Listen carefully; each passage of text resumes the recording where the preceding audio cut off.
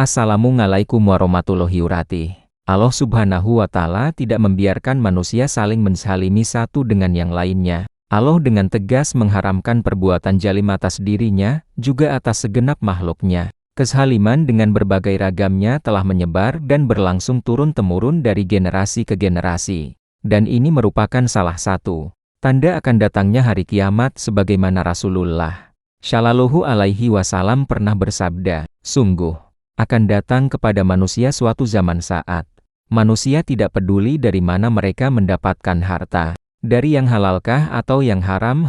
Bukhari Kitab Al-Buyu. 7 di antara bentuk kezaliman yang hampir merata di tanah air kita adalah diterapkannya sistem perpajakan yang dibebankan kepada masyarakat secara umum, terutama kaum muslimin, dengan alasan harta tersebut dikembalikan untuk kemaslahatan dan kebutuhan bersama. Untuk itulah, akan kami jelaskan masalah pajak ditinjau dari hukumnya dan beberapa hal berkaitan dengan pajak tersebut, di antaranya ialah sikap kaum muslimin yang harus taat kepada pemerintah dalam masalah ini.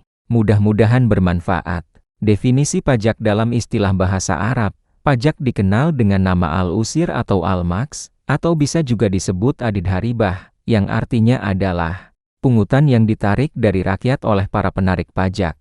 Atau suatu ketika bisa disebut al-haraj. Akan tetapi al-haraj biasa digunakan untuk pungutan-pungutan yang berkaitan dengan tanah secara khusus. Sedangkan para pemungutnya disebut syahibul maks atau ala-shishar. Contoh pajak yang sering kita jumpai ialah pajak bumi dan bangunan PBB, yaitu pajak yang dikenakan terhadap tanah dan lahan dan bangunan yang dimiliki seseorang. Adakah pajak bumi ataukah harj dalam Islam? Imam Ibnu Qudamah rahimahullah dalam kitabnya Al-Mughni 486-121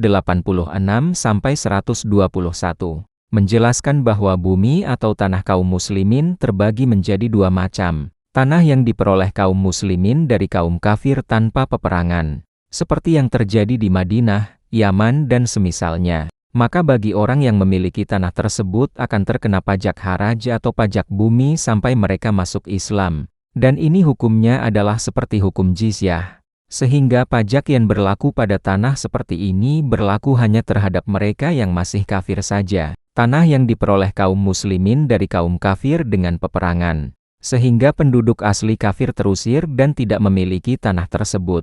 Dan jadilah tanah tersebut wakaf untuk kaum muslimin apabila tanah itu tidak dibagi-bagi untuk kaum muslimin. Bagi penduduk asli yang kafir maupun orang muslim yang hendak tinggal atau mengolah tanah tersebut, diharuskan membayar sewa tanah itu karena sesungguhnya tanah itu adalah wakaf yang tidak bisa dijual dan dimiliki oleh pribadi. Dan ini bukan berarti membayar pajak, melainkan hanya ongkos sewa tanah tersebut. Jadi, dapat disimpulkan bahwa pajak pada zaman Rasulullah Shallallahu Alaihi Wasallam tidak pernah diwajibkan atas kaum muslimin. Dan pajak hanya diwajibkan atas orang-orang kafir saja. Hukum pajak dan pemungutnya menurut Islam dalam Islam telah dijelaskan keharaman pajak dengan dalil-dalil yang jelas. Baik secara umum atau khusus masalah pajak itu sendiri. Adapun dalil secara umum, semisal firman Allah, "Wahai orang-orang yang beriman, janganlah kamu saling memakan harta sesamamu dengan cara yang batil."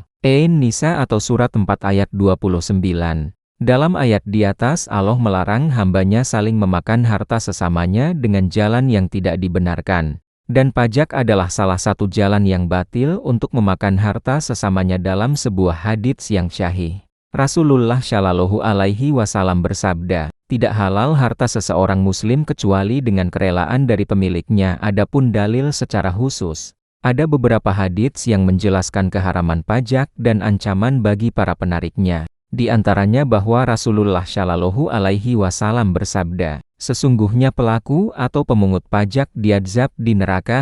Ahmad 4/109. Abu Dawud Kitab Al-Imarah. 7 hadits ini disyahihkan oleh Syaikh Al-Albani rahimahullah dan beliau berkata, sanadnya bagus. Para perawinya adalah perawi yang dipakai oleh Bukhari Muslim, kecuali Ibnu Lahiyah. Kendati demikian, hadits ini syahih karena yang meriwayatkan dari Abu Lahiyah adalah Qutaibah bin Said al-Mishri. Dan hadits tersebut dikuatkan oleh hadits lain. Seperti, dari Abu Hurairah radhiyallahu anhu beliau berkata, Maslamah bin Makhlad, gubernur di negeri Mesir saat itu, menawarkan tugas penarikan pajak kepada Ruwafi bin Sabit radhiyallahu anhu. Maka ia berkata, sesungguhnya para penarik atau pemungut pajak diadzab di neraka. HR Ahmad 4/143. Abu Dawud 2930 berkata Syaikh Al-Albani rahimahullah. Karena telah jelas keabsahan hadits yang diriwayatkan oleh Ibnu Lahiyah dari Kutaibah, maka aku tetapkan untuk memindahkan hadits ini dari kitab Dahif Al-Jamiyah Asy-Syaghir kepada kitab Syahih Al-Jami.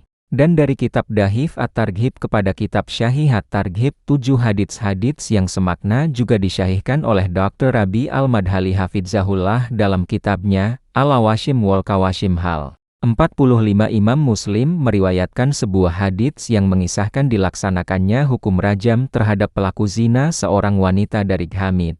Setelah wanita tersebut diputuskan untuk dirajam, datanglah Khalid bin Walid radhiyallahu anhu menghampiri wanita itu dengan melemparkan batu ke arahnya. Lalu darah wanita itu mengenai baju Khalid, kemudian Khalid marah sambil mencacinya.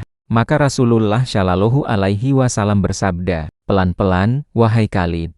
Demi zat yang jiwaku ada di tangannya, sungguh dia telah bertaubat dengan taubat yang apabila penarik atau pemungut pajak mau bertaubat sepertinya pasti diampuni." Kemudian Nabi Shallallahu alaihi wasallam memerintahkan untuk disiapkan jenazahnya, maka Nabi Shallallahu alaihi wasallam mensyalatinya, lalu dikuburkan. HR Muslim 20/5 nomor 1695, Ahmad 5/348 nomor 16605, Abu Dawud 4442, Baihaqi 4/18, 8/218, 221, lihat silsilah Asy-Syahihah Hal. 715-716. Imam Nawawi rahimahullah menjelaskan bahwa dalam hadits ini terdapat beberapa ibrah atau hikmah yang agung, diantaranya ialah bahwasanya pajak termasuk sejahat-jahat kemaksiatan dan termasuk dosa yang membinasakan pelakunya.